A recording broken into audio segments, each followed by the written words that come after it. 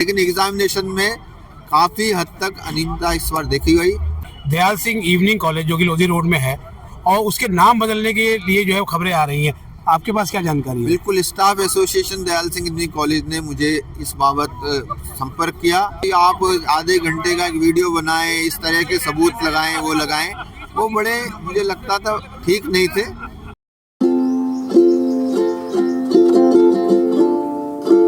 नमस्कार, स्वागत है आपका हमारे इस YouTube चैनल पर। मैं मुनमुन श्रीवास्तव आपका हार्दिक अभिनंदन करता हूं।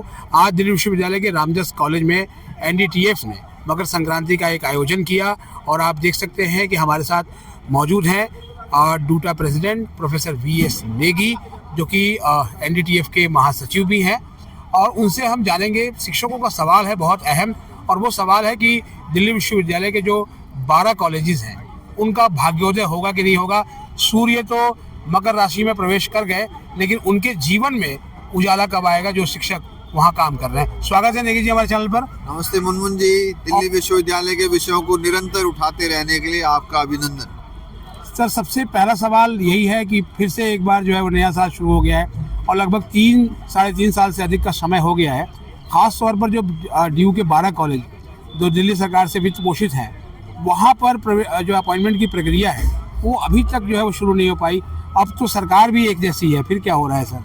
बिल्कुल, आपका सवाल बिल्कुल सही है। मैं कहूँगा कि दिल्ली सरकार के द्वारा वित्त पोषित जो 12 कॉलेज थे, उनमें भी अन्य कॉलेजों की तरह परमानेंट अपॉइंटमेंट की प्रक्रिया शुरू होनी चाहिए। मुझे लगा कि मैं बताना चाहूँगा कि पीछे अंबेडकर कॉलेज और एक अन्य कॉलेजों में ये प्रक्रिया प्रारंभ करने का थोड़ा हमने दबाव बनाया है, लेकिन दिल्ली सरकार के द्वारा 12 कॉलेजों में जो गवर्निंग बॉडीज का गठन करना था उसमें निरंतर डिले हो रहा है। और इस बाबत हमने दिल्ली सरकार के शिक्षा मंत्री आशीष सूद जी से और मुख्यमंत्री रेखा गुप्ता जी से भी बात की है। उन्होंने यही कहा है कि जल्दी से जल्दी गवर्निंग बॉडीज गठन की जाएंगी। लेकिन मैं बताना चाहूँगा, डूटा ने दिल्ली विश्वविद्यालय के वाइस चांसलर से खुलकर बात की और उन्हें कहा कि अगर इसमें डिले हो रहा है तो इस डिले के चलते, गवर्निंग बॉडी निर्माण के डिले से अपॉइंटमेंट प्रक्रिया बाधित नहीं होनी चाहिए और कुछ ऐसा हो कि सीधा ही इन कॉलेजों में भी अन्य कॉलेजों की तरह हम लोग परमानेंट अपॉइंटमेंट की ओर बढ़ सकें। और मुझे लगता है बातचीत का रास्ता कुछ न कुछ अच्छा रास्ता खोलेगा और इन साथियों को जो यहाँ पढ़ा रहे 500-600 एडॉक साथी हैं, उनको भी निजात मिलेगी, उनके जीवन में भी एक। लेकिन सर, वो उनके तो गले पे तलवार अटकी हुई है, क्योंकि जो है वो ये कॉलेजेस में वो रह गए हैं और अब उनको लगता है कि कुछ ऐसी प्रक्रिया हुई तो कहीं ऐसा ना हो कि वो उनका पूरा कैरियर चौपट हो जाए। देखिए, डूटा ने जब इतना बड़ा बीड़ा उठाया और 80% हम लोग सक्सेस हो चुके हैं, तो मुझे लगता है ये बचा हुआ जो 16, 17, 20% का कार्य है, ये भी हम लोग सफलता से पार करेंगे। डूटा आज सक्षम है। डूटा शिक्षकों के हित के प्रति बिल्कुल संवेदनशील है।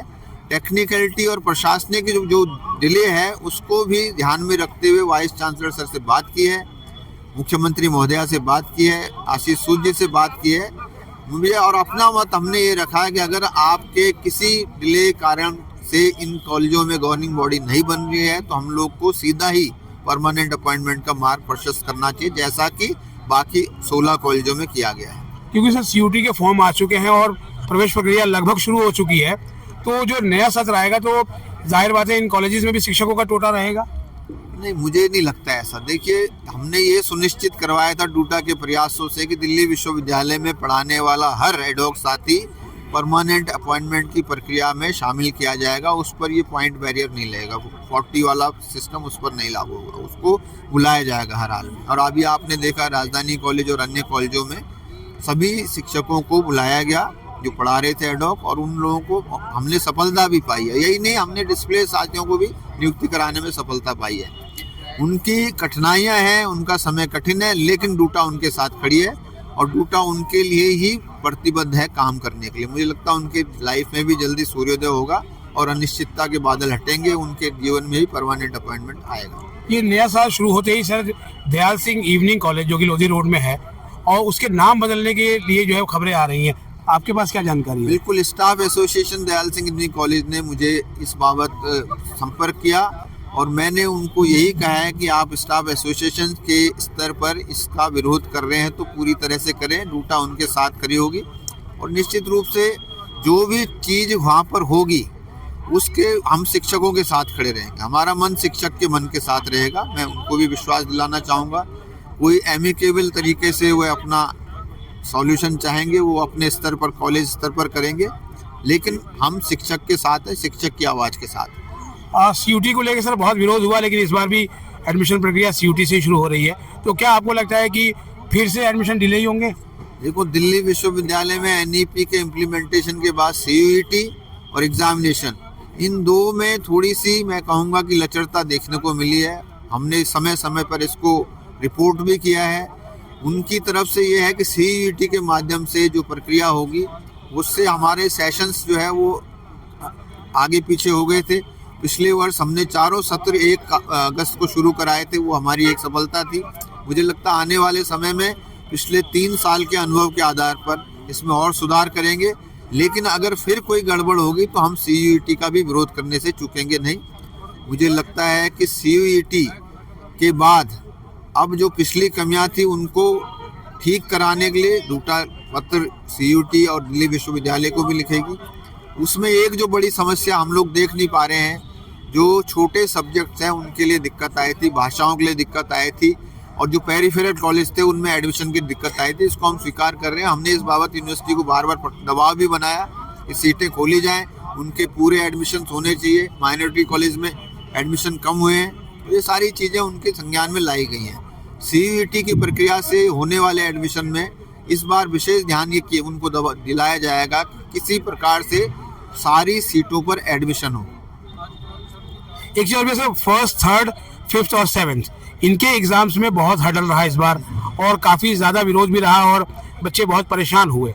अभी भी एसओएल की परीक्षाएं चल रही हैं, तो क्या आपको लगता है कि जो अगले सेमेस्टर की परीक्षाएं होंगी वहाँ पर कुछ करने की ज़रूरत है? देखिए, सीयूईटी और एनईपी के इम्प्लीमेंटेशन के बाद ये पहला बड़ा चैलेंज है कि इस बार 8वां सत्र भी है, और 8 सत्र पूरे होने के बाद भी अगर एनईपी के इम्प्लीमेंटेशन में, एग्जामिनेशन में, एडमिशन में कोई भी अनियमितता पाई जाएगी तो हम इसकी समीक्षा की मांग करेंगे। और इसमें अगर पेपर्स का भार अधिक है तो हम कहेंगे पेपर्स को कम किया जाए, और अगर एग्जामिनेशन और सीयूईटी से मैंने जैसे पहला बताया कि एडमिशन में कुछ सीटें रह जा रही हैं तो उसको भी सुधार किया जाएगा, लेकिन एग्जामिनेशन में काफ़ी हद तक अनियमितता इस बार देखी गई, उसको ठीक करने के लिए हमने बार बार कहा है। मुझे लगता है अब 7 सत्रों के और अब 8वें सत्र के पेपर्स के बारे में भी, उनके ऑप्शंस के बारे में भी कॉलेज स्तर पर और विश्वविद्यालय स्तर पर विश्वविद्यालय को अब तक जानकारी पूरी तरह से हो गई होगी। दिक्कतों को उन्होंने भी संज्ञान में लिया होगा, क्योंकि जिस पेपर में दिक्कत आई, हमारे डूटा के साथी जाकर एग्जामिनेशन ब्रांच में बैठे हैं, उनको वहाँ तत्काल प्रेशर बनाया, ठीक कराया, और ये सुनिश्चित करने की बात की गई कि ये आगे ऐसी दिक्कत ना आए।